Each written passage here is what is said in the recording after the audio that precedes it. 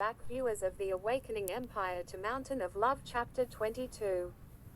You woke up in a bed, alone. Was that all a dream? She thought. She glanced around the room. Izuku wasn't there. She walked to the kitchen. When she opened the door, she saw Izuku cooking breakfast while wearing an apron. She took a deep sigh of relief. "Morning, babe," Izuku said. "You blushed a bright red." She had been without Izuku for a while, that she now had to get used to this again. "Gee, good morning," you said in embarrassment. Izuku let out a little smirk. "And who's this?" Izuku said, pointing to Eri, who was holding onto Yu's jacket. I'm Eri," Eri said while looking away. Izuku leaned closer, which only caused Eri to panic more. "Hey Izu, this is Eri.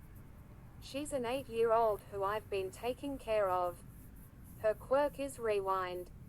She's gone through more than any other person could even fathom at her age. She's also the person who brought you back," you said. Izuku's eyes were star-shaped at how amazed he was. "Wow, rewind, that's an amazing quirk," he said. However, his praise didn't reach Eri, as she had already started crying. "No. It's not. I'm a cursed child. I can't even do anything right.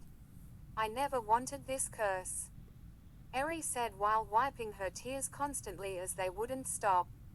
You then hugged Eri without hesitation. "You're not worthless. You've done more than enough. You've gone through more than anybody could ever do. You've reunited me with the love of my life. You've done the impossible, so for that I'm thankful for everything you've done. So if you're gonna cry, I'm gonna cry. I'm gonna cry too," you said while revealing to Eri that she was also crying. "Stop crying, Mama," Eri said. She didn't others crying for her. That way, if no one cried for her, then she wouldn't be burdening anyone. "I'm not gonna stop crying until you stop crying, because it pains me to see you cry," you said. Eri's eyes shot open. She afraid of being loved. She pushed people away because she didn't want it to hurt. But why couldn't she push her away? Was she putting too much trust into what she was saying? Was she going to risk being hurt and tricked? Izuku then hugged them both. "Eri, I can't begin to thank you enough for bringing me back. I get to spend time with you again. I can pursue my dream even further now. Thanks to you," Izuku said while also crying. As Yu and Izuku both hugged Eri, she felt warmth. Love was always a foreign concept to her. Unattainable. But this felt real. Did she deserve this? She didn't know, but she wanted it. She hugged them back. "I'll stop crying if you both stop," Eri said while smiling. Yu was shocked, but Izuku started to chuckle. "Eri, your smile could make anyone stop crying," Izuku said. "What about mine?" Yu said while pouting. "It's not a competition," Izuku said while laughing quietly. The three suddenly all went from crying to laughing. "I heard a fireworks display is on tomorrow due to the hero ranking announcements tomorrow. Why don't we all go?" Izuku said. "I don't know, it's a bit soon for," Yu said. "Okay." Eri beamed. They both smiled at Eri as they shared a single thought in unison. Must protect, they both thought. Time skip. The next day at the festival. Yu, Izuku and Eri all arrived for the festival. "Are you ready for the fireworks, Eri?" Izuku asked. "I don't know what fireworks are," Eri said. "Oh, think of it as an explosion, a colored smoke of sorts," Izuku said. Eri had no idea what he was talking about. All she knew was that it sounded fun.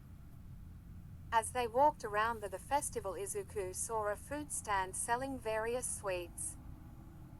"Hey, I'll be back in a minute," Izuku said to buy some food. You held onto Eri's hand as so she wouldn't accidentally get lost. Sorry about the crowd, Eri. If I had known about it being this crowded I wouldn't have come here. You said while looking at Eri. No, it's fine.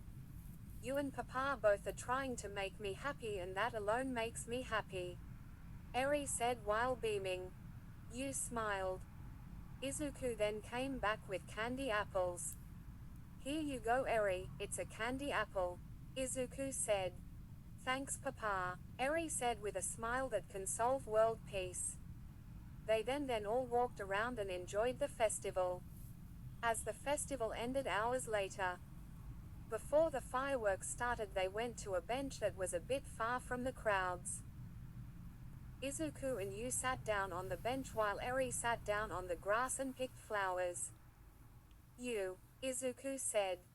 Yes, you responded. I love you, Izuku said without hesitation. You flushed bright red. I love you too, you said. So I was kind of wondering. What? You asked. Will you marry me? Izuku asked. You froze up. She said. It doesn't have to be now, I don't even have a ring. Once I graduate from UA, will you become my bride? Izuku asked. You laughed a little. What's with that proposal? You could have waited until then, you said while giggling slightly. Izuku was silent. How about you ask me after you graduate? You said with smile. Izuku already knew what her answer was and smiled too. The two then got closer and kissed as the fireworks went off. However, it was not a long kiss as they both felt a stare coming from in front them. It was Eri. You were there the whole time? Izuku asked. Yes. I heard everything, Eri said as she presented 2 flower crowns. The two both blushed extremely red. This was embarrassing to say the least. So you will have to wait until Papa graduates? Eri asked. You nodded. So then we'll be an official family? Eri asked. Yes, Eri, we'll be a family. All of us. Izuku smiled. Why can't graduation come faster? They all thought in unison.